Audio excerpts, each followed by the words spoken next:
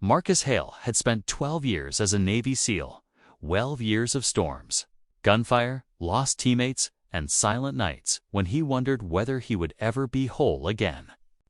After leaving the military, he moved to a quiet reservation town, hoping to build a peaceful life with his 3-year-old son, Liam. But peace didn't last long. Not in this town. Not around the wrong people.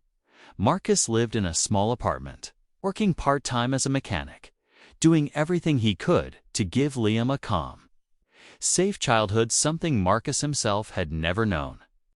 Every night, he tucked his son into bed and whispered, "You're safe. Daddy's here." He believed it. He wanted it to be true. Then one cold evening, while picking Liam up from daycare, Marcus noticed a woman standing outside the center's gate. She had bruises on her cheek, her shoulder looked swollen, and she tried to hide it by pulling up her jacket. Her name was Alina Whitecloud, a single mother from the Lakota tribe with a little boy named Noah. Their kids played together. Their parents barely spoke. But Marcus had trained instincts. Instincts that screamed something was wrong. "Are you okay?" he asked softly. Alina forced a smile.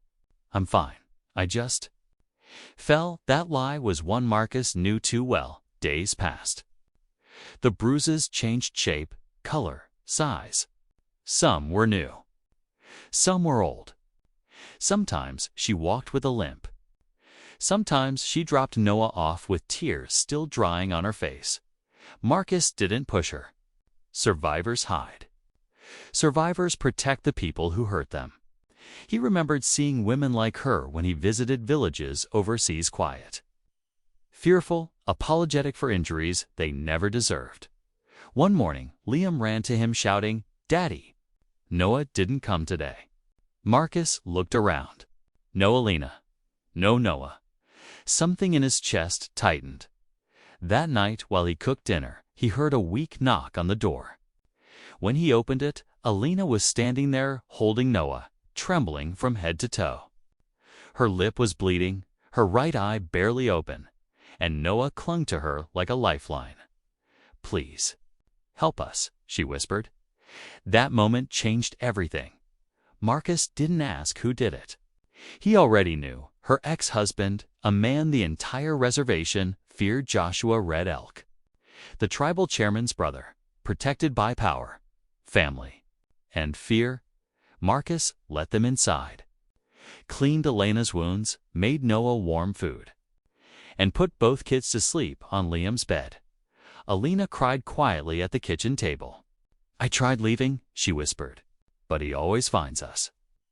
Marcus placed a gentle hand on hers. "You're safe here, and you're not leaving alone this time." He contacted a tribal advocate, arranged emergency protective paperwork, and offered Alina and Noah his home until they could stand on their own feet. Alina tried to protest. "You have a son. You don't need our problems." Marcus shook his head. "I know what it feels like to grow up scared. I won't let your boy live like that." For the first time in years, Alina believed someone. Everything was going fine to fine. Marcus cooked for all of them, took both boys to the park, started teaching Noah how to defend himself gently, carefully. Alina slowly healed. She started to laugh again, but abusers don't let go quietly, especially powerful ones. One night, while Marcus was putting the boys to bed, he heard footsteps outside, slow, heavy, intentional. Someone kicked the door. Hard. Marcus rushed forward. As it flew open, and there stood Joshua, raging drunk, armed with a knife, and screaming Elena's name. "You think you can hide from me?" Marcus stepped between him and Alina. "This ends tonight." Joshua swung the knife. Marcus blocked it, grabbed his wrist, and shoved him back. But Joshua lunged again, this time toward Noah. Marcus didn't think. His body moved before his mind did. One strike, one twist. Joshua hit the ground.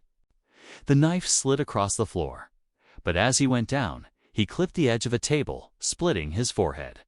Blood pooled fast. Alina froze. Noah was screaming. Liam clung to Marcus. Marcus called 911 immediately. But when tribal police arrived and recognized Joshua, their political boss's brother, the entire atmosphere shifted. The officers exchanged looks. One of them asked, "You sure you didn't go too far, Hale?" Marcus felt the trap closing. Even though evidence showed it was clear self-defense, Joshua's family twisted the narrative.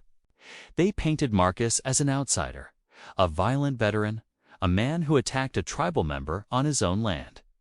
The courtroom whispered the same lie again and again. Marcus stayed silent. He knew honor. He knew truth, but truth alone doesn't win in a crooked court. Then something unexpected happened.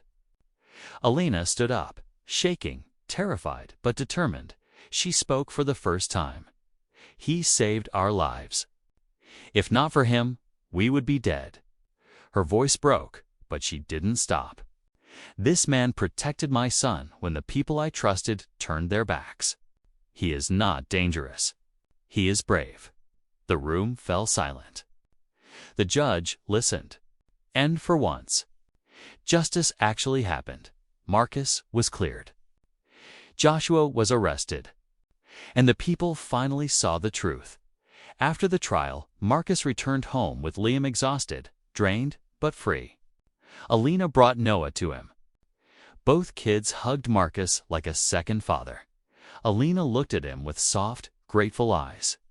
"You didn't have to save us," she whispered. Marcus smiled. "Yeah, I did." A few months later, Marcus adopted Noah legally.